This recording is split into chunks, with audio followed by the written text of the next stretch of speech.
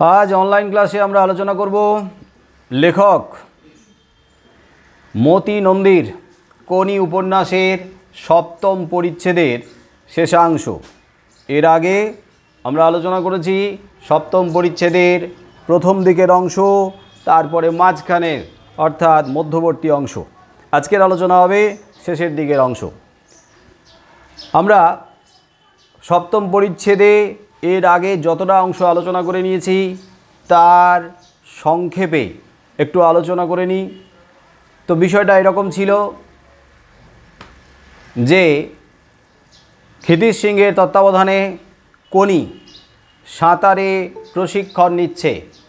যদিও সেই সাঁতার প্রশিক্ষণে সে প্রায় 2 সপ্তাহ কেটে যাওয়া সত্ত্বেও পুরোপুরি রপ্ত হয়ে উঠতে পারছে না, অভ্যস্ত হয়ে উঠতে পারছে না। তার মানে কোথাও না কোথাও কোনির দুর্বলতা কাজ করছে, কোথাও না কোথাও কোনি তার প্রশিক্ষণে মনোযোগী হতে পারছে না।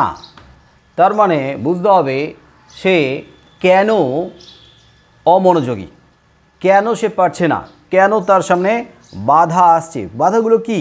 তো ক্ষিতিশ সিংহ সেই বাধাগুলোকে খুঁজে পেয়েছিল। তার অমনোযোগী হওয়ার পেছনে একটা বড় কারণ যে সে কিন্তু অত্যন্ত ক্ষুধার্ত, এবং শুধু সে ক্ষুধার্ত সেই কারণেই নয়, খিদের কারণে তার শরীর চলছে না এটা ঠিক, তেমনি তার মনটা সাঁতারে নয় পড়ে রয়েছে বাড়িতে তার পরিবারকে কেন্দ্র করে। তার পরিবারের সদস্যরা না খেয়ে রয়েছে, আর দাদা অসুস্থ, কাজে যেতে পারছে না। তার মানে এই যে একটা বিরাট বড় দুশ্চিন্তা, ওই দুশ্চিন্তা তাকে কিছুতেই মনোযোগী হতে দিচ্ছে না। এছাড়া সে গঙ্গায় যে সাঁতার কাটে, যেভাবে সাঁতার কাটতো সেইভাবে সাঁতারে তো এখানে ট্রেনিংয়ে কাটা যাচ্ছে না। মানে ওইভাবে ট্রেনিংয়ে গঙ্গার সাঁতারের থেকে অনেক গুণ বেশি তাকে প্র্যাকটিস করতে হচ্ছে, অনেক সময় দিয়ে একটানা। তো ফলে হঠাৎ করে যখন এতটা পরিশ্রম তাকে করতে হচ্ছে, সেই পরিশ্রম সে নিতে পারছে না। তো যন্ত্রণায় তার শরীর যেন ছটফট করছে। তো এই বাধাগুলো আছে। তো এই বাধাগুলোকে কাটিয়ে তোলার জন্য ক্ষিতিশ সিংহ কিছুটা উদ্যোগ নিয়েছে, যে তার খিদে দূর করার জন্য প্রতিদিন 2টো ডিম, 2টো কলা আর 2টো মাখন টোস্টের ব্যবস্থা। কিন্তু সেই টোস্টের ডিম কলার ব্যবস্থা করলেও কোনি সেগুলোকে খেতে চায়নি। তার বিনিময়ে 1 টাকা করে প্রতিদিন চেয়েছে, কারণ তার বাড়িতে তাকে চাল কিনে নিয়ে যেতে হবে। তো সেই ব্যবস্থাও করে দিয়েছে। আর এর মাঝখানে আমরা দেখলাম যে বিষ্ণুধর আবার ক্ষিতিশ সিংহের কাছে উপস্থিত হয়েছে, কারণ বিষ্ণুধর তার স্ক্রিপ্টের অনেক জায়গায় লেখার অনেক মানে আয়ত্ত করতে পারছে না, উপলব্ধি করতে পারছে না বা বুঝতে পারছে না। তো সেই লেখাগুলো নিয়ে ক্ষিতিশ সিংহের কাছে এসেছে। ক্ষিতিশ সিংহ তাকে বুঝিয়ে দিচ্ছে, তার সঙ্গে কিছুটা তর্ক বিতর্ক চলে, কিছুটা মনোমালিন্য হয়, কিছুটা বিরক্ত ক্ষিতিশ সিংহ এই বিষ্ণুধরের প্রতি বা বিষ্ণুধরের উপরে। তো তারপরে বিষ্ণুধরের কাছে একটা প্রস্তাব রেখেছিল যে তার কিছু টাকার ব্যবস্থা করতে হবে, তার চাকরি দরকার। তো চাকরি যদি একটা জোগাড় করে দিতে পারে, কিন্তু বিষ্ণুধর কোথায় পাবে চাকরি। যাই হোক, উপায় নাই, বিষ্ণুধরের কিন্তু কোনো উপায় নেই, করার নেই। তাই বিষ্ণুধর চাকরি ব্যবস্থা করে দেবে বলে জানালো। এদিকে কোনি সাঁতারে যাতে মনোযোগী হয়, সাঁতারের প্রতি যাতে আগ্রহ তৈরি হয়, তার জন্য ক্ষিতিশ সিংহ এমন একটা উপায় বের করেছিল। সেটা হচ্ছে এই যে ক্ষিতিশ সিংহ চাইছে তার সামনে এমন কাউকে প্রতিদ্বন্দ্বী হিসেবে দাঁড় করাতে, যে প্রতিদ্বন্দ্বীকে দেখা মাত্রই, যে প্রতিদ্বন্দ্বীর নাম শোনা মাত্রই সে রীতিমতো বিস্ফোরিত হবে বা জ্বলে উঠবে দপ করে। এবং সেই প্রতিদ্বন্দ্বী হলো হিয়া মিত্র। যদিও হিয়া মিত্রই যে তার একমাত্র প্রতিদ্বন্দ্বী তা নয়, অমিয়াকে ওইখানে প্রতিদ্বন্দ্বী হিসেবে আমরা দেখতে পাচ্ছি। অমিয়া যে কথাটা বলেছিল সেই কথাটা ক্ষিতিশ সিংহ কোনির সামনে রেখে কোনিকে ভেতর থেকে জাগানোর চেষ্টা করেছে, কোনির বিবেকে, কোনির আত্মসম্মানে, চেতনায় ঘা দিয়ে। এবং অমিয়া কোনিকে উদ্দেশ্য করে কি কথা বলেছিল, যেটা আমাদের মনে রাখতে হবে। কি বলেছিল? যে অমিয়ার পা ধোয়া জল খাবে, কম্পিটিশনে পড়লে পা ধোয়া জল খাবে। তো এই রকম যদি তোমাদেরকে কেউ বলে তাহলে তোমরা তো গর্জে উঠবে, তোমরা তো রীতিমতো জেগে উঠবে এবং সেই অপমানের যোগ্য জবাব দেওয়ার জন্য নিজেকে প্রস্তুত করবে, তৈরি করবে। হ্যাঁ, নিজেকে প্রস্তুত করে অপমানের যোগ্য জবাব দিতে হবে, নিজেকে তৈরি করে অপমানের যোগ্য জবাব দিতে হবে, কাজে করে দেখিয়ে দিতে হবে। কেউ অপমান করলো, সাথে সাথে গিয়ে চড় থাপ্পড় দিয়ে তাকে বুঝিয়ে দেওয়ার দরকার নেই। যে অপমান করেছে কাজে করে তার অপমানের যোগ্য জবাব দিতে হবে। কোনি এরকম ধরনের মেয়ে যে সে নিজেকে এইবারে উজাড় করে দিতে লাগলো। ক্ষিতিশ সিংহ বুঝে গেছে যে কোনির ওষুধ হিয়া মিত্র, কারণ হিয়া মিত্রের কাছে রবীন্দ্র সরোবরে 1 মাইল সাঁতার প্রতিযোগিতায় হেরে গিয়ে কোনির ভেতরে জ্বলছে হিয়াকে কেন্দ্র করে তার একটা রাগ, আক্রোশ তৈরি হয়েছে এবং সেই নামটা যখনই তার সামনে আসছে সে রীতিমতো জ্বলে উঠছে। এই পর্যন্ত আমাদের আলোচনা হয়েছিল। তাহলে কোনি সাঁতার কাটছে, ক্ষিতিশ সিংহ তাকে আধুনিক সাঁতারের প্রশিক্ষণে প্রশিক্ষিত করছে। এমন সময় অ্যাপোলো ক্লাবের ভাইস প্রেসিডেন্ট এসে উপস্থিত হলো। অ্যাপোলো ক্লাবের ভাইস প্রেসিডেন্টের নাম কি? নকুল মুখুজ্জে। তো নকুল মুখুজ্জে এসে ক্ষিতিশকে বলছে, ক্ষিতিশ চলছে কেমন চলছে, মানে এই যে ট্রেনিং কেমন চলছে? নকুল মুখুজ্জে রেলিংয়ে 2 হাত রেখে শুকনো গলায় বলল, তুই কি কিছুই খবর রাখিস না? নকুল মুখুজ্জে বলল যে ক্ষিতিশ কি কোনো কিছু খবর রাখে না? একটা ঘটনা ঘটে গেছে, যে ঘটনাটা রীতিমতো আলোড়ন ফেলে দেওয়ার মতো, যে ঘটনাটা মনে রাখার মতো। তো ঘটনাটা কি? ঘটনাটা হচ্ছে না BAS এর সিলেকশন কমিটি থেকে আমাকে আউট করে দিয়েছে। তো BASA এর ফুল ফর্ম কি? কে পারবে? B for Bengal, A for amateur, S for swimming, A for association. পারলে একটু লিখে রাখো, বইতেই লিখে রাখো ছোটো ছোটো করে, BASA Bengal amateur of swimming association. তাহলে বাংলার যে সুইমিং অ্যাসোসিয়েশন আছে, সেই সুইমিং অ্যাসোসিয়েশনের যারা সদস্য রয়েছে, সেই কমিটির যারা সদস্য রয়েছে, সেই সদস্যদের মধ্যে নকুল মুখুজ্জেও ছিল আগে, কিন্তু নকুল মুখুজ্জেকে বের করে দেওয়া হয়েছে। বিশেষ করে এই BAS এর সিলেকশন কমিটিতে যারা বেশি করে জায়গা করে নিয়েছে তারা হচ্ছে জুপিটারের কর্তা ব্যক্তি, জুপিটারের কর্তৃপক্ষের লোকজন। আর জুপিটার এক অর্থে দলে ভারী হয়ে গিয়ে কোনো না কোনোভাবে নকুল মুখুজ্জেকে সেখান থেকে সরিয়ে দিয়েছে। তার মানে অ্যাপোলোকে সরিয়ে দিয়েছে, যাতে তারাই একচ্ছত্র রাজটা করতে পারে, তারাই যাতে স্বার্থসিদ্ধি করতে পারে, তারাই যাতে নোংরা রাজনীতি করে নিজেদের স্বার্থটা চরিতার্থ করতে পারে। সেই কারণে লেখা হয়েছে, ফুল ফর্মটা লিখেছ, Bengal amateur of swimming association. Okay, তাহলে নকুল মুখুজ্জে বলছে যে আমাকে কমিটি থেকে বাদ দিয়ে দিয়েছে। এসব জুপিটারের ধীরেনের কারসাজি। ধীরেন কে? জুপিটারের কে? জুপিটারের ভাইস প্রেসিডেন্ট, না, জুপিটারের সম্পাদক। ইংরেজি কি? সেক্রেটারি। তাহলে জুপিটার ক্লাবের সেক্রেটারি হচ্ছে ধীরেন ঘোষ।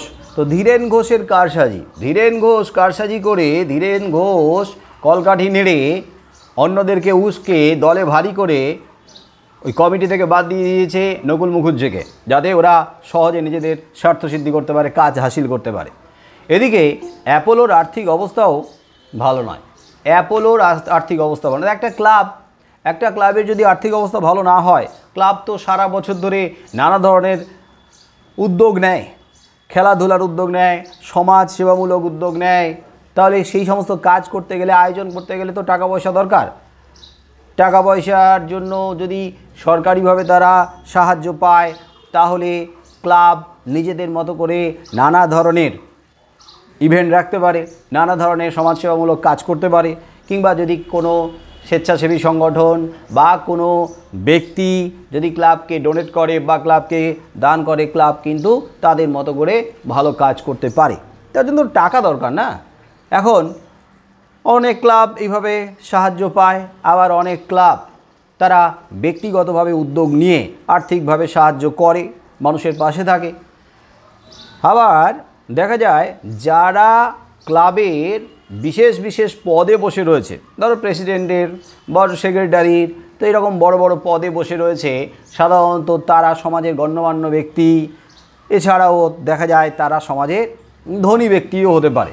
তো যারা সমাজে একটা প্রভাব রেখেছে, যাদের একটা প্রভাব আছে, তো সেই সম্মানীয়, সেই বিশিষ্ট ব্যক্তি, সেই ধনী ব্যক্তি মানে বড় লোক, তাদেরকেই ক্লাব, বড় বড় ক্লাবগুলো কী করে না, তাদেরকেই প্রেসিডেন্ট, তাদেরকেই সেক্রেটারি এই রকমভাবে বিশেষ পদে রাখে।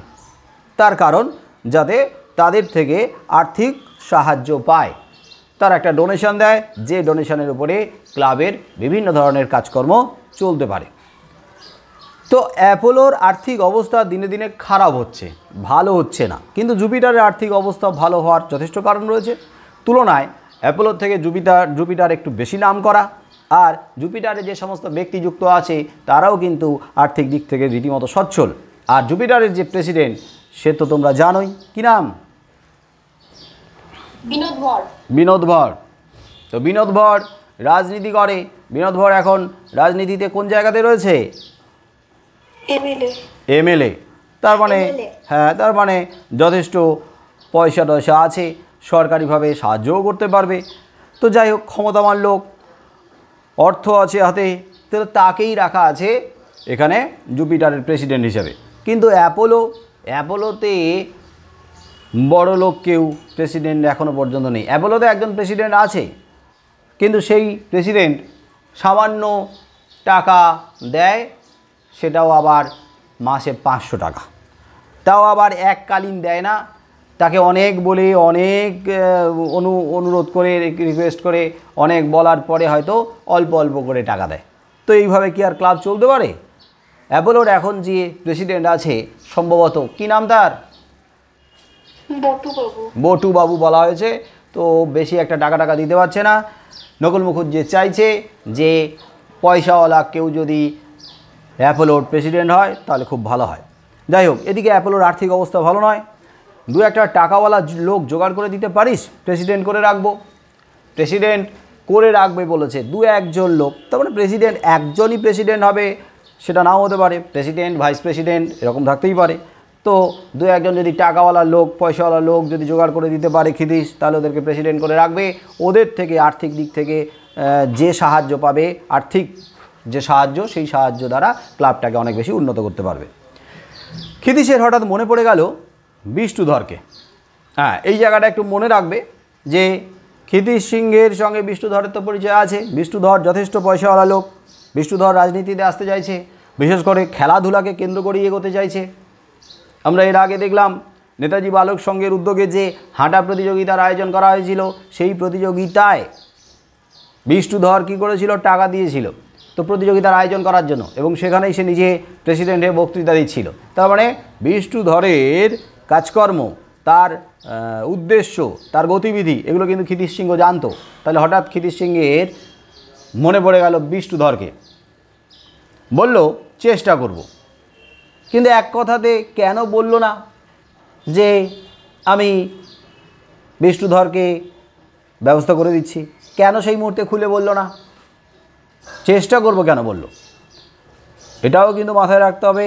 এক তো বিষ্ণুধরের মনোভাব সে জানে, কিন্তু তবুও বিষ্ণুধরকে এখনও পর্যন্ত এই প্রস্তাব সে দেয়নি। তাহলে বিষ্ণুধরকে এই প্রস্তাব দিলে বিষ্ণুধর মানবে কি না, রাজি হবে কি না? আমাদের মনে হতে পারে বিষ্ণুধরের রাজি হওয়ার যথেষ্ট কারণ আছে, রাজি না হওয়ার কোনো কারণ নেই। কিন্তু তবুও সাথে সাথে কথাটা না বলে ও একটু ওয়েট করালো, ও একটু অপেক্ষা করালো নকুল মুখুজ্জেকে। তার মানে ব্যাপারটা কি দেখো তো, না কোনো কাজের গুরুত্বটাকে আরও যদি বাড়িয়ে দিতে হয়, আরও যদি একটু বেশি করে তার ওয়েটটা, তার ওজনটাকে যদি বাড়াতে হয়, তাহলে কিন্তু সাথে সাথে নয়, সময় নাও, ভাবনা চিন্তা করো, তারপরে কিন্তু আস্তে আস্তে কথাটা পেশ করো, এবং তার আগে আটঘাট বেঁধে নাও। চারদিকে সব কিছুর প্রস্তুতি নিয়ে একেবারে রীতিমতো আটঘাট বেঁধে নামো, যাতে তোমার কথার খেলাপ না হয়। এখন মুখে সামনে বলে দিল, হ্যাঁ আমি ব্যবস্থা করেই দিচ্ছি বিষ্ণুধরকে। এবারে বিষ্ণুধর যদি না করে দেয় তাহলে অসম্মানিত হতে হবে ক্ষিতিশ সিংহকে। তাই ক্ষিতিশ সিংহ কিন্তু সাথে সাথে বলল না যে হ্যাঁ ব্যবস্থা করে দেবো, কিন্তু চেষ্টা করব। তার মানে কথা দিয়ে রাখলো অথচ ঝুলিয়ে রাখা। কিন্তু নকুলদা এদিকে ক্ষিতিশ সিংহ বলছে যে নকুলদা, BAS এর থেকে আউট হয়েছে বলে দুঃখ পাচ্ছ কেন? তোমাকে ওখান থেকে আউট করে দেওয়া হয়েছে, বাদ দিয়ে দেওয়া হয়েছে, তার জন্য দুঃখ করার তো কিছু নেই। ওটার থেকে ক্ষিতিশ সিংহের মনে হয়েছে যে ওই BAS এর থেকে অনেক বেশি গুরুত্ব পায়, অনেক বেশি গুরুত্বপূর্ণ ক্লাব। তো তুমি তো একটা ক্লাবের ভাইস প্রেসিডেন্ট, তুমি সেই ক্লাবটাকে ভালো করে তৈরি করো, ক্লাবের সাঁতারুদেরকে ভালো করে তৈরি করো, ক্লাবের দিকে মনোযোগী হও, ক্লাবের দিকে মন দাও। তো তোমার ওখান থেকে বাদ হয়ে যাওয়ার কারণে তোমার তো দুঃখ করার কিছু নেই। একটা ক্লাব তো ঢের বেশি গুরুত্বপূর্ণ স্টেট অ্যাসোসিয়েশনের থেকে, এই যে রাজ্যে যে অ্যাসোসিয়েশন তার থেকে অনেক বেশি গুরুত্বপূর্ণ একটা ক্লাব। কারণ ক্লাবটা তো গোড়া, ক্লাবটা তো ভিত, ক্লাবই তো সাঁতার তৈরি করে, ক্লাবই তো সুইমার তৈরি করে। আর ওরা ওই সমস্ত অ্যাসোসিয়েশন ওরা করে মোড়লি, ওরা মোড়লি করে। মোড়লি করা মানে হচ্ছে মাতব্বরি করা, দাদাগিরি করা, ছড়ি ঘোরানো, ওরা তত্ত্বাবধানে থাকে। কিন্তু একদম গোড়া থেকে যাদেরকে তৈরি করতে হয় সেই উদ্যোগটা, সেই দায়িত্বটা তো ক্লাব নেয়। তো তুমি ক্লাবটার দিকে মন দাও। তো তুমি ওখান থেকে বেরিয়ে এসছো বলে তোমার দুঃখ করার তো কোনো কারণ নেই। এটা ক্ষিতিশ সিংহের কথা। কিন্তু ক্ষিতিশ সিংহ যে কথাটা বললো সেটা যে পুরোপুরি ঠিক নয়। এটা ঠিক যে ক্লাব সাঁতারুকে তৈরি করে, সাঁতারুদের তৈরি হওয়ার জন্য ক্লাবের লোকজনকে মনোযোগী হতে হবে, অনেক বেশি সময় দিতে হবে, চেষ্টা করতে হবে, তাহলে ভালো সাঁতারু গড়ে তোলা যাবে এবং সেই সাঁতারুই ক্লাবের নাম উজ্জ্বল করবে। কিন্তু পরে ক্ষিতিশ সিংহের কথার জবাবে নকুল মুখুজ্জে যা বলল সেটা শুনে তোমাদের মনে হবে যে এটা ঠিকই বলেছে নকুল মুখুজ্জে। নকুল মুখুজ্জে কী বলল?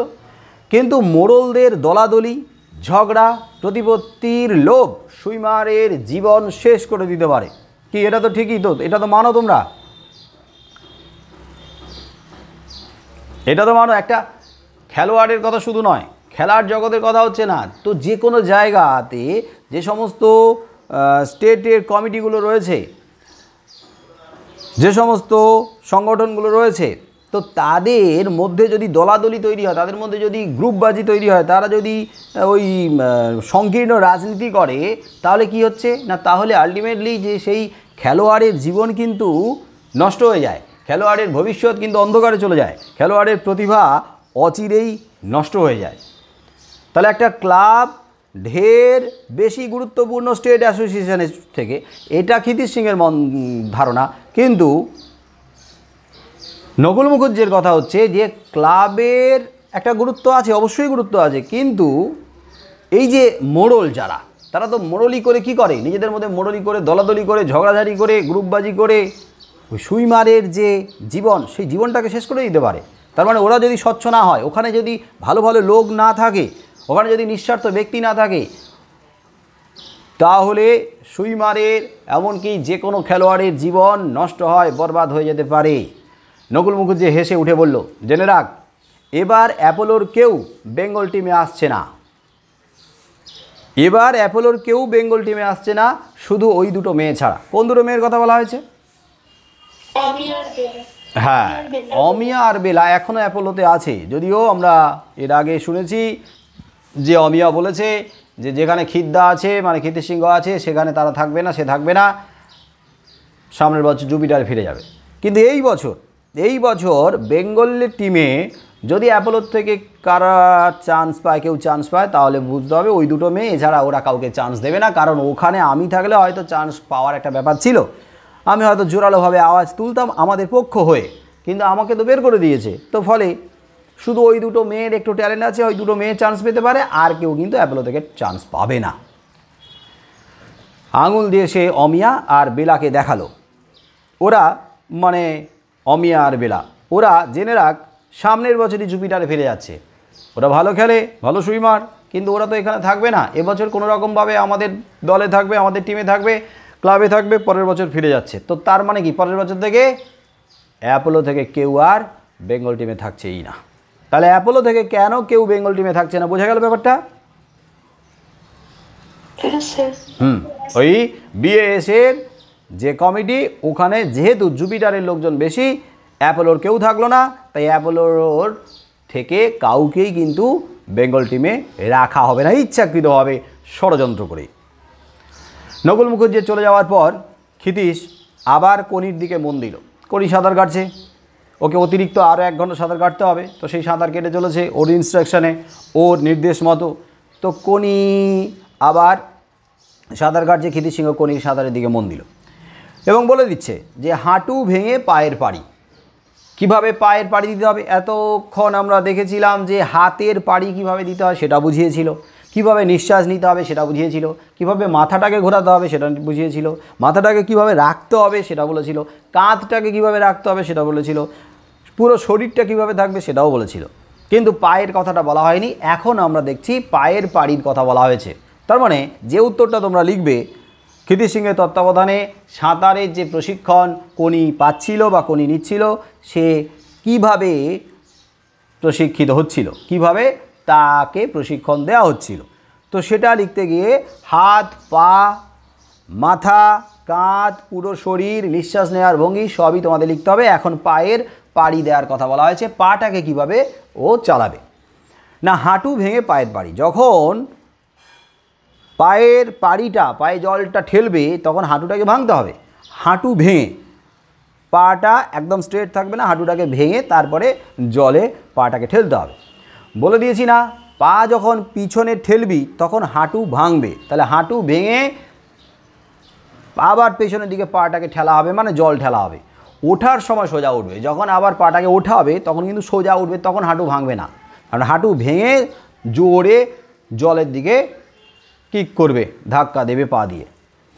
তো এই পর্যন্ত চিৎকার করে বলেই তার মনে হলো অমিয়া বা বেলা শুনে নিয়ে যদি এইভাবে কিকিং শুরু করে, স্বাভাবিক, জোরে জোরে বলছে, ওদিকে অমিয়া বেলা আছে, ওরা যদি শুনে নেয়, শুনে নেওয়ার পরে যেভাবে ও কিকিং অর্থাৎ কিক করতে বলছে, পা দিয়ে জল ঠেলতে বলছে, সেইভাবেই যদি ওই পদ্ধতিটা ওরা প্রয়োগ করে, তাহলে কনির থেকে তো ওরা এগিয়ে যেতে পারে, কারণ ওরা তো আগে থেকেই অভ্যস্ত, অনেক ভালো সাঁতারু কনির থেকে। অমিয়া বেলা শুনে নিয়ে যদি এইভাবে কিকিং শুরু করে, তাই জোরে জোরে বলা যাবে না। কিন্তু তারপরেই ভাবলো এখন আর ওদের পক্ষে আদিকালের সিজার কিক ছেড়ে এই শক্ত কিকিংয়ে আসা সম্ভব নয়। সিজার কিক, সিজার কিক মানে কি? সিজার মানে কি? কাঁচি। কাঁচি। তো কাঁচি যেরকম, যে কাঁচি যেরকমভাবে পা দুটোকে কাঁচির মতো করে আর কি, হ্যাঁ বুঝতে পারছো তো, কাঁচির মতো করে পা, ওই যে কাঁচি যেরকমভাবে এক জায়গায় করে, কাঁচির মতো করে পা দুটোকে জলে ঠেলতে বলছে, সিজার কিক। তো এরা মানে অমিয়া বেলা, এরা হচ্ছে অনেক আগে থেকে অভ্যস্ত ছিল কোন কিকিংয়ে বা কোন কিকে, না সিজার কিকে, ওই কাঁচির মতো করে পাটাকে রেখে জল ঠেলা, ওই ভঙ্গিতে ওরা অভ্যস্ত ছিল। তো যে একটা ভঙ্গিতে, একটা ছন্দে অভ্যস্ত হয়ে থাকে, নতুন করে আবার নতুন কোনো ভঙ্গি, নতুন কোনো আবার বিশেষ ভঙ্গিতে অভ্যস্ত হওয়াটা তাদের কাছে অনেক বেশি কষ্টের, অনেক বেশি সময় সাপেক্ষ। তো ফলে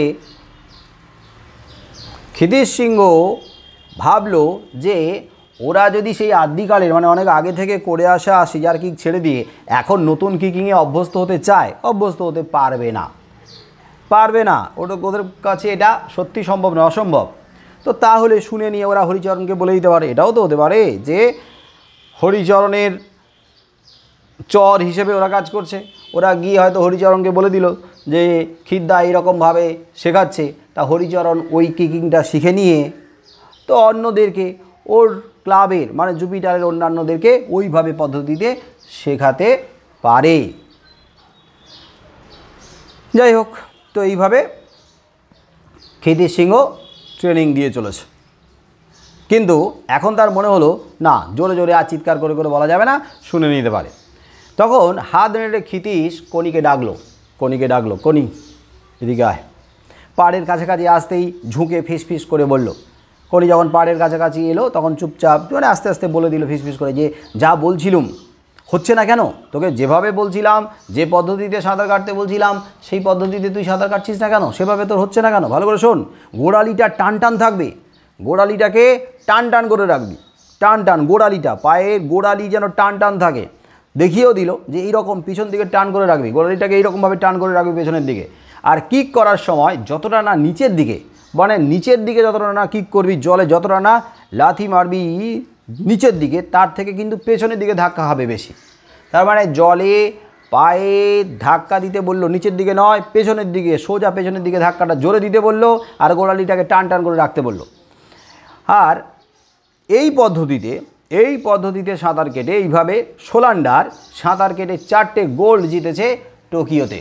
তো টোকিও অলিম্পিকে সোলান্ডার 4টে গোল্ড জিতেছে ওই পায়ের গোড়ালিটাকে টান টান করে রেখে পেছনের দিকে সজোরে ধাক্কা কেটে বা ধাক্কা দিয়ে 4টে কিন্তু গোল্ড জিতেছে। তো তুই এইভাবে কর, আবার কর, দেখিয়ে দিল, আবার কর। 6 বিট মানে 6 বার পায়ের ধাক্কা, 6 বার পা দিয়ে ধাক্কা দিবি। 1 চক্কর হাত পাড়ি, হাতটা যখন পাড়ি দিচ্ছে, একবার হাত পাড়ি দিয়ে যখন ঘুরে আসছে, তার মধ্যে কিন্তু একসঙ্গে 6 বার ধাক্কা খাবে, 6 বার পা দিয়ে ধাক্কা দিবি। ব্যাপারটা দেখো, এটা কিন্তু খুব কঠিন কাজ, যে হাতটা দিয়ে যতক্ষণ এক হাত দিয়ে জলটা টানলো, মানে পুরো হাতটা ঘুরে আসতে যতক্ষণ 1 চক্কর দিয়ে, তার মধ্যেই 6 বার সে পা দিয়ে ধাক্কা দেবে। তার মানে তাকে কতটা অভ্যস্ত হতে হবে। তাই বলছে 1 চক্কর হাত পাড়ি আর সেই সঙ্গে 6টা করে পা মারবি। 6 বিট 6টা করে পা মারবি, করে যা। তাহলে এই রকমভাবে প্র্যাকটিস করতে করতে করতে করতে অভ্যস্ত হতে পারলে তাহলেই কিন্তু গতিটা বাড়বে। ট্রেনিং শেষ আজকের মতো।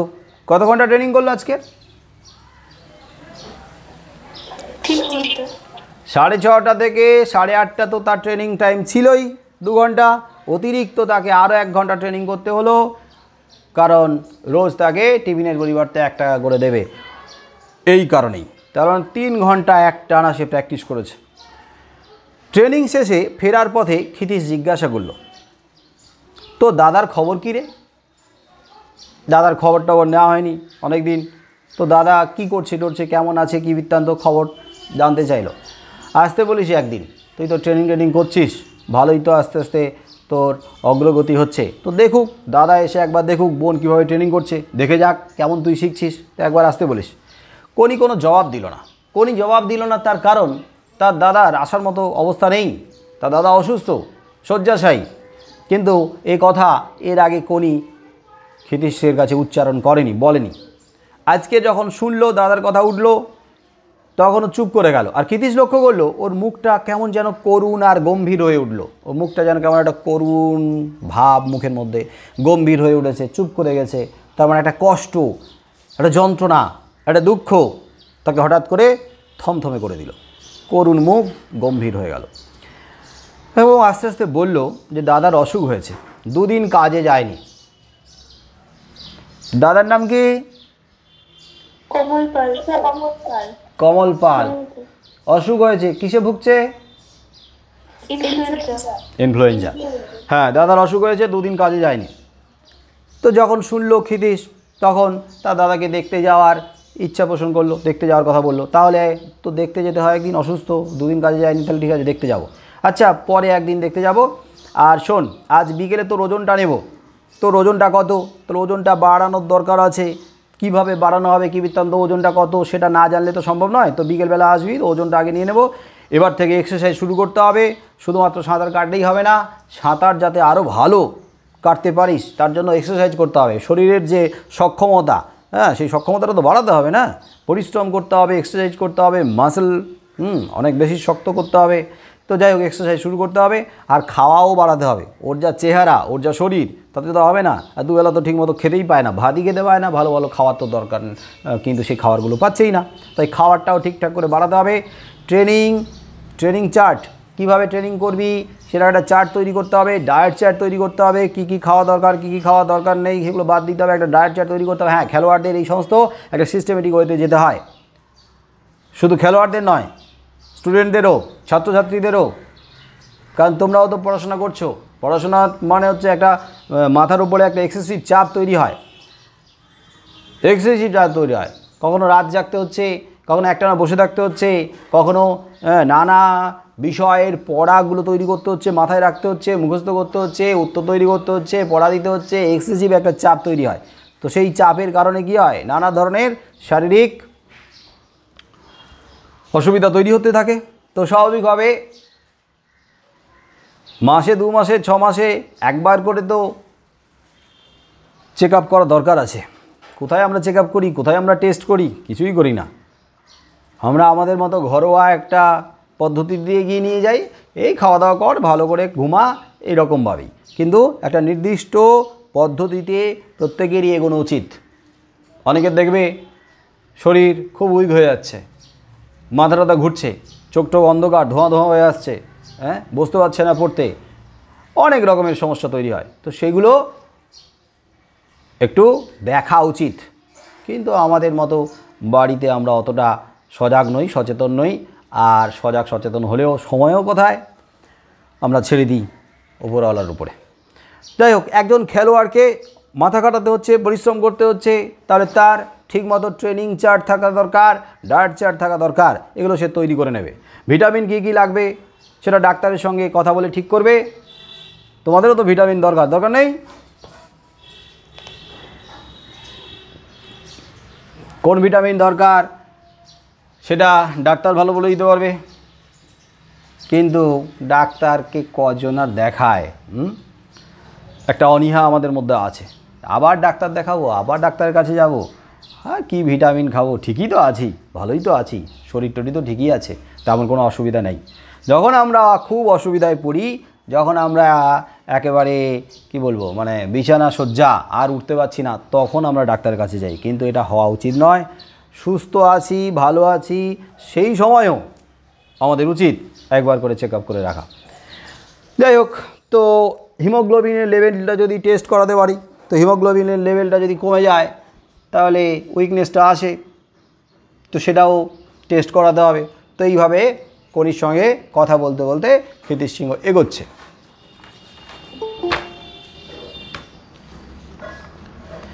ক্ষিতীশ কথা বলতে বলতে বাজারে এসে দাঁড়ালো।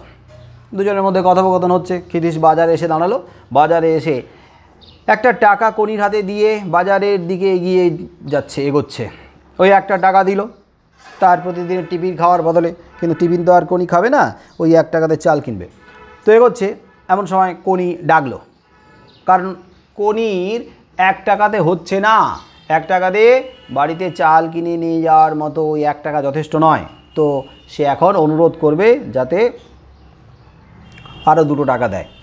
বলছে, খিদ্দা আর 2 টাকা দেবেন? তাহলে 2 দিন আর আমায় টাকা দিতে হবে না। 2 টাকা যদি একবারে সে পায়, 1 টাকা তো পেয়েছে, আরও 2 টাকা পেলে আগামী 2 দিন আর 2 টাকা নেবে না সে 1 টাকা করে, কিন্তু আজকে 3 টাকা দিয়ে সে বাড়িতে চাল কিনে নিয়ে যাবে। কিন্তু ক্ষিতীশ অবাক হলো, 1 টাকা দিয়েছি আরও 2 টাকা চাইছে, আগামী 2 দিনের কি হয়েছে তার? টাকা কিসের জন্য? ভ্রু কুঞ্চিত হলো ক্ষিতীশের ভ্রু কুঞ্চিত হলো, কেমন যেন অবাক বিস্ময়ে ক্ষিতীশ তাকালো। তখনই আসল কথাটা খুলে বলছে কনি, চাল কিনবো। দাদা তো কাজে যেতে পারছে না, তাই উপার্জন নেই, তো ফলে টাকা লাগবে চাল কেনার জন্য, চাল কিনবো। এই কথাটা বলেই চুপ করে গেল কনি চুপ করে গিয়ে মুখটা ঘুরিয়ে রইল। তার মানে বুঝতে পারছো যে কনির সাঁতারে অমনোযোগী হওয়ার আসল কারণটা কোথায়। মানুষের অভাব, দারিদ্র্য, বাড়িতে এরকম ধরনের সমস্যা মানুষকে কোথাও ঠিকমতো মনোযোগী হতে দেয় না। প্রশ্ন না করে ক্ষিতীশ আরও 2 টাকা দিয়ে দিল। প্রশ্ন করলো না। ক্ষিতীশ বুঝতে পারলো যে সত্যি সত্যি বাড়িতে অভাব, 2 টাকা দিয়ে দিল। কিন্তু তারপরে সে বুঝতে পারলো, সঙ্গে সঙ্গে বুঝে গেল যে প্রতিদিন ডিম কলা খাওয়ার জন্য যে টাকা দিয়েছে সে টাকা কিসে ব্যয় হয়, কেন সে ডিম কলা আর টোস্টের বদলে 1 টাকা করে চেয়েছিল, ওই 1 টাকাগুলো কোথায় সে ব্যবহার করেছে। ঘণ্টাখানিক পরেই ক্ষিতীশ হাজির হলো কনিদের ঘরের দরজায়। অন্য আরেকদিন যাবে বলেছিল কনিদের বাড়িতে, কিন্তু আজকের কনির কাছে তার বাড়ির এই অবস্থার কথা শুনে আর কিন্তু ক্ষিতীশ দেরি করেনি, একবার দেখতে গেল তার দাদাকে। কনির ওপরে তার যে বিশ্বাস নেই তা নয়, কনিকে বিশ্বাস করেছে, কিন্তু একজন মানুষ হিসেবে তাদের পাশে দাঁড়ানো, তাদের কাছে পৌঁছানো, এটা ক্ষিতীশ দরকারই মনে করেছে। তাই ঘণ্টাখানেকের মধ্যে ক্ষিতীশ হাজির হলো কনিদের ঘরের দরজায়। তক্তপোষে ময়লা ছেঁড়া কাঁথার উপর কমল শুয়ে।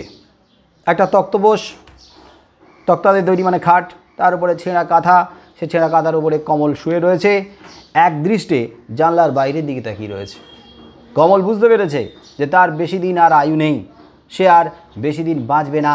মানুষ যখন এরকম মৃত্যুর দোরগোড়ায় এসে দাঁড়ায় তখন সে যেন উদাসীন হয়ে পড়ে, ভেতরে ভেতরে ছটফট করতে থাকে।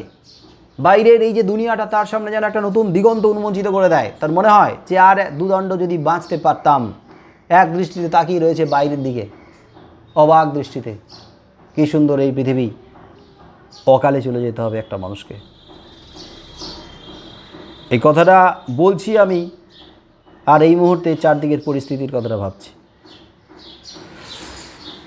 ঘণ্টাখানেক পরে ক্ষিতীশ হাজির হলো, কমল শুয়ে রয়েছে, বাইরে এক দৃষ্টে তাকিয়ে রয়েছে জানলার বাইরে। সব ছোট ভাইটি, মানে তাদের মধ্যে সব থেকে যে ছোট ভাই আর তার মা উনুনে ফুটন্ত ভাতের হাঁড়ির সামনে বসে। উনুনে ভাতের হাঁড়ি চড়ানো রয়েছে, জল ফুটছে, জলে চাল ফুটছে, কিন্তু কতটা পরিমাণ চাল রয়েছে সেটা আমাদের ভেবে নিতে হচ্ছে। আদতে যতজন আছে প্রত্যেকের ভরপেট খাওয়ারের জন্য যে চাল প্রয়োজন, সেই চালটা যে হাঁড়িতে দেওয়া আছে আমার তা মনে হয় না। যা প্রয়োজন তার থেকে হয়তো সামান্য পরিমাণই ফুটছে।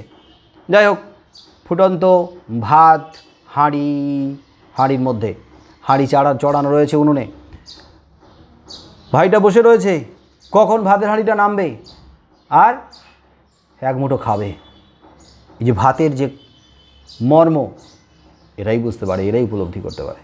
যারা না খেয়ে আছে, যারা দিনরাত পরিশ্রম করছে এক মুঠো ভাতের জন্য, তারাই ভাতের কষ্ট, ভাতের মর্মটা উপলব্ধি করতে পারে। হয়তো আমরা সবাই পারছি না। ঘরে আর কেউ নেই। ক্ষিতীশ গলা খাঁকারি দিয়ে দৃষ্টি আকর্ষণ করলো। ক্ষিতীশ গলা খাঁকারি দিল যাতে শুনতে পায় ঘরের কেউ। গলা খাঁকারি দিতে কমল তাকালো, অবাক হলো।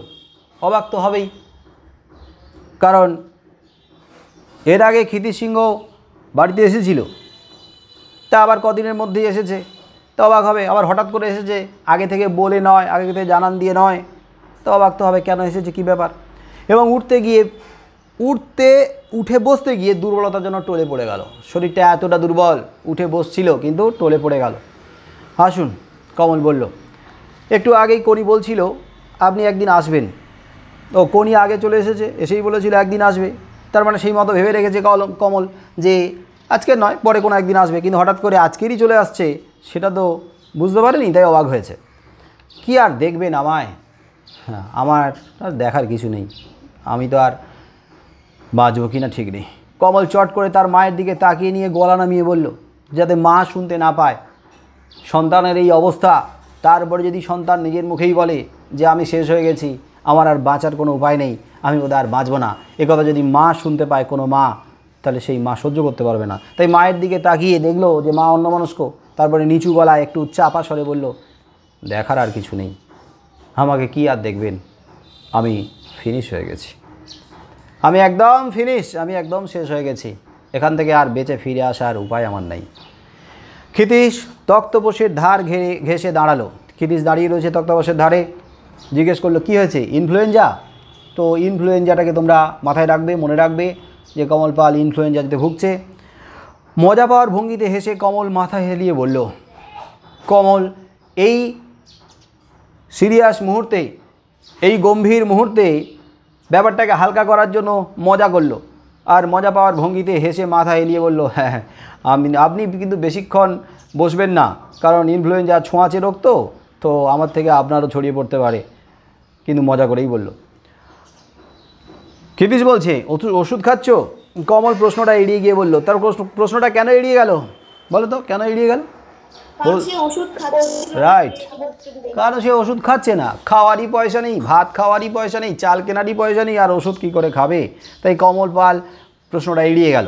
এড়িয়ে গিয়ে বলল, কনির দ্বারা কিছু হবে কি? আচ্ছা, কনি যে সাঁতার কাটছে, ও কি সত্যি কিছু করতে পারবে? ওর দ্বারা কি কিছু হয়ে ওঠা হবে? ও আমাকে রোজ রোজ বলে কি কি শিখলো, রোজ এসে বলে ও কি কি শিখলো, ও বলে, আমি শুনি, কিন্তু আমার তো দেখার সৌভাগ্য হচ্ছে না। তো আপনার কাছ থেকে একটু জানতে চাইছি ওর কি ওর দ্বারা কিছু হয়ে ওঠা হবে সাঁতারু? তো আসলে এটা জিজ্ঞেস করছে ঠিকই, কিন্তু কমল পাল কথাটাকে ঘুরিয়ে দিতে চাইছে।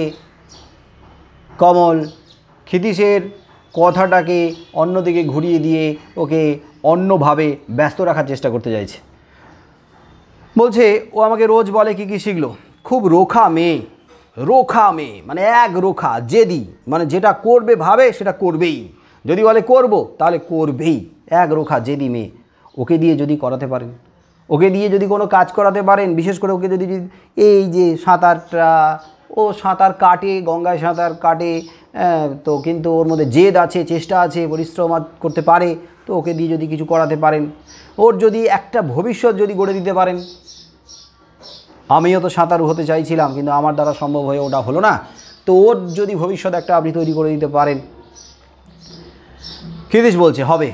প্রথম একটু চঞ্চল, ছটপটে থাকে, একেবারে বাচ্চা মেয়ে, এখনও পর্যন্ত তো সেই অর্থে সাঁতারে ট্রেনিংয়ে স্বাদ পাচ্ছে না, যেদিন থেকে পাবে সেদিন থেকে আমাকে আর ধরতেই হবে না। আর চঞ্চল, অল্প বয়সী তো, চঞ্চল মেয়ে, ছটপট করে, তো মন বসলে আমার মনে হয় ও কিছু একটা পারবে, মন বসলে পারবে, সব ঠিক হয়ে যাবে, ওর দ্বারা সাঁতারু হয়ে ওঠা সম্ভব হবে, কিন্তু একটু সময় লাগবে।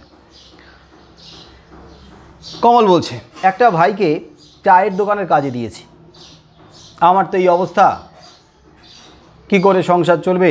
একটা ভাইকে চায়ের দোকানে কাজে লাগিয়ে দিয়েছে, 15 টাকা মাইনে পায়, কনিকে একটা সুতোর কারখানায় লাগিয়ে দেবো ভাবছি, আমি তো আর কাজ করতে পারবো না, ভাবছি কনিকে একটা সুতোর কারখানায় লাগিয়ে দেবে। এটাও তোমরা মনে রাখবে যে এই অভাব দারিদ্র্যের মাঝখানে সংসারের হাল ধরার জন্য কনিকেও কিন্তু কাজের দিকে ঠেলে দিতে চাইছিল, সুতোর কারখানায় কাজে লাগিয়ে দিতে চাইছিল, কিন্তু কনিকে যদি সুতোর কারখানায় কাজে লাগিয়ে দেয় তাহলে কনির যে স্বপ্ন, বা কনিকে কেন্দ্র করে তার দাদা কমলের যে স্বপ্ন, সেই স্বপ্ন কিন্তু পুরোপুরি নষ্ট হয়ে যাবে। কথাবার্তা বলেছে 60 টাকা করে দেবে সুতোর কারখানাতে, 60 টাকা দেবে, কিন্তু সুতোর কারখানায় কাজ করলে ওর আর সাঁতার তাহলে হবে না, কি করে সম্ভব? তাই আপনি যদি একটু দেখেন, ক্ষিতীশকে বলছে আপনি যদি ওর একটা ভবিষ্যৎ তৈরি করে দেন। এমন সময় কনি ঘরে ঢুকলো, ক্ষিতীশকে দেখে অবাক হলো, কারণ ক্ষিতীশ তো বলেছিল যাবে একদিন, কিন্তু আজকেরই আসবে সেটা তো বলেনি, হঠাৎ করে এসেছে, তাই অবাক হলো ক্ষিতীশকে দেখে। দাদার মাথার কাছে দাঁড়িয়ে এসে কমলের মাথায় হাত রাখলো, বোন দাদার মাথায় হাত রাখলো। আমি চাই না কনি সাঁতার বন্ধ করুক, কনির সামনেই বলছে যে কনি সাঁতার বন্ধ করুক, আমি চাই না, তাই কনিকে ওই সুতোর কারখানায়, কথা বলেছি ঠিকই, কিন্তু সুতোর কারখানায় ঢোকাতে চাইছি না। আমার নিজের খুব ইচ্ছেও তো বড় সাঁতারু হব, অলিম্পিক যাব, তাহলে অলিম্পিকে যাবে, বড় সাঁতারু হবে, একটা স্বপ্ন কমলের মধ্যে ছিল। তো বড়দের মধ্যে বাবা মা দাদা দিদি বাড়ির বড়দের মধ্যে যে স্বপ্ন থাকে, যে স্বপ্ন তারা দেখেছিল, তারা কোনো কারণে পূরণ করে উঠতে পারেনি, তখন সেই অপূর্ণ স্বপ্ন ছোট ছোট ছেলে মেয়েদের মধ্য দিয়ে পূরণ হোক, সেটা কিন্তু তারা চায়। তো স্বাভাবিকভাবে দাদা স্বপ্ন দেখতো সাঁতারু হবে, দাদা স্বপ্ন দেখতো অলিম্পিকে যাবে, কিন্তু তার সেই স্বপ্ন পূরণ হলো না, তাই দাদা বোনের মাধ্যমে স্বপ্ন পূরণের একটা আশা রাখছে। আমার দ্বারা কিছুই হলো না, এখন যদি কনি পারে, আপনি বলছেন ওর হবে, ওর সামনে বলুন সত্যি ওর হবে কি না। ক্ষিতীশ গম্ভীর স্বরে বলল, যদি খাটে, যদি ইচ্ছে থাকে তাহলে হবে, কেন হবে না? ওর মধ্যে যদি ইচ্ছেটা থাকে, খাটার যদি চেষ্টাটা থাকে তাহলে হবে। এটা কনির সামনে বলে কনিকে উৎসাহিত করা, কনিকে অনুপ্রেরণা দেওয়া। কমল বলছে কিরে শুনলি তো, খিদ্দা বলেছে যে হবে, তুই যদি চেষ্টা করিস, তুই যদি পরিশ্রম করিস, তো যদি ইচ্ছে থাকে তাহলে সম্ভব হবে। কমল মুখ উঁচু করে তাকালো, ইচ্ছে থাকলে মানুষের অসাধ্য কিছুই নেই। হ্যাঁ, এটাও তোমরা মনে রাখবে যে ইচ্ছে যদি থাকে এবং চেষ্টা যদি থাকে, মানুষ সব কাজই করতে পারে, মানুষের অসাধ্য কিছু নেই, ইচ্ছে বড় কথা। ইন্ডিয়া রেকর্ড ভাঙতে হবে, ইন্ডিয়াতে যে রেকর্ড এখনও পর্যন্ত হয়ে রয়েছে, তুই পারবি সেই ইন্ডিয়া রেকর্ড ভাঙতে, চেষ্টা ইচ্ছে, ইন্ডিয়া রেকর্ড ভাঙতে হবে তোকে, তারপর এশিয়ান, তারপর অলিম্পিকে যাবি। কিরে পারবি না? দাদা কথা আদায় করে নিচ্ছে কনির কাছ থেকে, মানে বোনের কাছ থেকে। কমলের স্বর অদ্ভুত করুণ একটা আবেদনের মতো শোনালো। কমল মৃতপ্রায় মরণাপন্ন মুমূর্ষু এই অবস্থাতে করুণ স্বরে রীতিমতো আবেদনের মতো কনির কাছে রাখলো যে পারবি না ইন্ডিয়া রেকর্ড ভাঙতে, পারবি না এশিয়ান, পারবি না অলিম্পিকে যেতে, তুই পারবি, তুই কথা দে দাদাকে, আমি যদি না থাকি আমার এই দেখা স্বপ্ন তুই পূরণ করবি। এমনভাবে আবেদনের মতো কথাটাকে রাখলো। কনি একটু অস্বস্তিতে পড়ল। কনির মুখে ধীরে ধীরে একটা অস্বস্তি, কি বলবে সে, দাদার এই কথার উত্তর কি দেওয়া উচিত বুঝতে পারছে না। এই রকম একটা পরিবেশে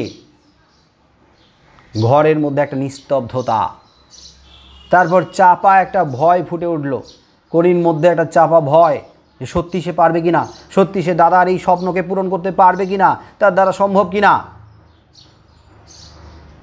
মারা যাওয়ার আগে দাদা তাকে এমনভাবে বলছে, কনির মধ্যে একটা ভয় তৈরি হয়ে গেল পারা না পারা নিয়ে। সেই সাথে দাদার এই অবস্থা দেখে তার মধ্যে আরেকটা ভয় তৈরি হয়ে গেল যে সত্যি তার দাদা কি একেবারে মৃত্যুর দরজায় এসে দাঁড়িয়ে আছে। ঘরের মধ্যে তখন কেউ কথা বলছে না। ক্ষিদির সিংহ যেন হতবাক, কমল পাল ছটপট করছে যন্ত্রণায় আর মনের মধ্যে একটা অপূর্ণ স্বপ্ন নিয়ে। কনি অস্বস্তিতে, কনি ভীত, আর ওদিকে মা বসে রয়েছে ভাতের হাঁড়ির পাশে, ভাতের হাঁড়িতে চাল ফুটছে, কখন নামাবে, তারপরে ক্ষুধার্ত ছোট ছেলেটাকে ভাত বেড়ে দেবে। ছোট ছেলেটা হাঁ করে বসে রয়েছে ভাতের হাঁড়ির দিকে তাকিয়ে, কখন ভাত খাবে সে। এই রকম পরিবেশ, একটা গম্ভীর থমথমে পরিবেশে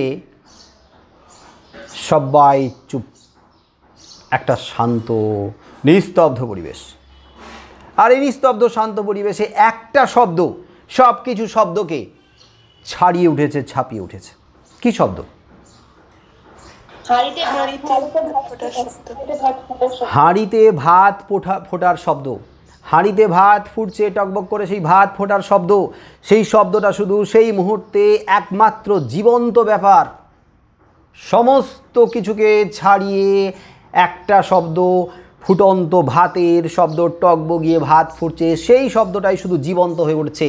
তার মানে অভাব, দারিদ্র সব কিছুকে চাপিয়ে দিয়ে, সব কিছুকে পেছনে ফেলে দিয়ে তীব্র হয়ে উঠেছে, প্রবল হয়ে উঠেছে। আর এই অভাব দারিদ্র্যের তীব্রতা বারবার ধরে এইটাই জানিয়ে দিয়ে যাচ্ছে যে এই অভাব দারিদ্র মানুষের স্বপ্নকে, বাঁচার স্বাভাবিকত্বকে ছিনিয়ে নেয়, স্বপ্নকে যেন শেষ করে দিতে পারে। তাই অভাব দারিদ্রটা এই ধরনের পরিবারগুলোতে এতটা প্রবল, এতটা ভয়ঙ্কর হয়ে ওঠে যে প্রতিভাকে অকালে শেষ করে দিয়ে চলে যায়।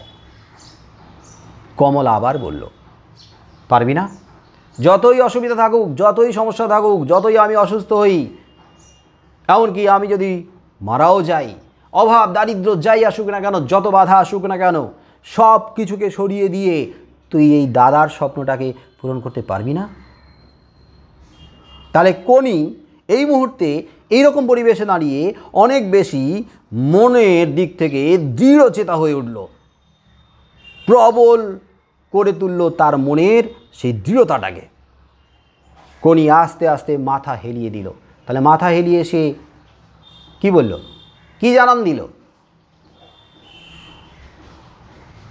পারবে, সায় দিল,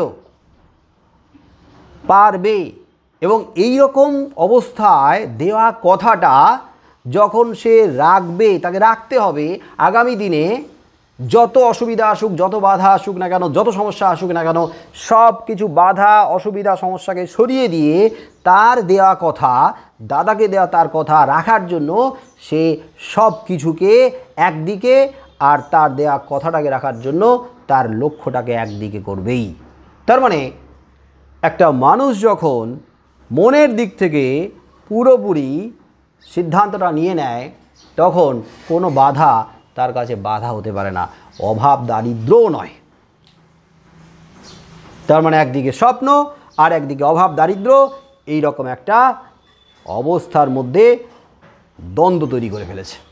আর এই দ্বন্দ্বে কোনটা জিতবে, অভাব দারিদ্র না স্বপ্ন, সেটাই আগামী পরিচ্ছেদগুলোতে দেখানো হয়েছে। যাই হোক, তো বোঝা গেল ব্যাপারটা, মানে পুরো সপ্তম পরিচ্ছেদটা বোঝা গেল। হ্যাঁ স্যার। হ্যাঁ স্যার। তাহলে আজকের এই পর্যন্ত থাকবে, সবাইকে টাটা।